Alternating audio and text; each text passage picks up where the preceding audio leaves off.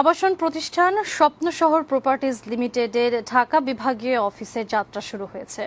মঙ্গলবার বিকেলে রাজধানীর মতিঝিলের সিটি সেন্টারে নানা আয়োজনের মধ্য দিয়ে অফিসের উদ্বোধন করা হয়। স্বপ্ন শহর সব শ্রেণী পেশার মানুষের আবাসন সমস্যার সমাধানের পথ তৈরি করবে বলে মন্তব্য করেন প্রতিষ্ঠানটির চেয়ারম্যান মোহাম্মদ রফিকুল আমিন। পর্যায়ক্রমে অন্যান্য বিভাগীয় শহরে এর কার্যক্রম শুরু হতে যাচ্ছে বলেও জানান তিনি। আগামী 10 বছর 10 লাখ ফ্ল্যাট আমি নিম্নবিত্ত বলে ছোট করব না, আমি বলবো মেহনতি মানুষের জন্য ফ্ল্যাট। সে মেহনত করেই যাচ্ছে, ভাড়া দিয়ে থাকতেছে, 20,000 টাকা ভাড়া দিয়ে থাকতেছে, কিন্তু তার কখনো ভাগ্য পরিবর্তন হচ্ছে না। সে শুধু হোপ ফর দি বেস্ট, আর এখানে তার এই হোপটা কিন্তু হোপ পুরো স্বপ্ন। আমি এই জন্য স্লোগান বানাইছি ইংলিশে, home for everyone, loan for none. সবার বাড়ি হবে, লোন নিতে হবে না। আর আমি কোনো সুদের কারবার করবো না।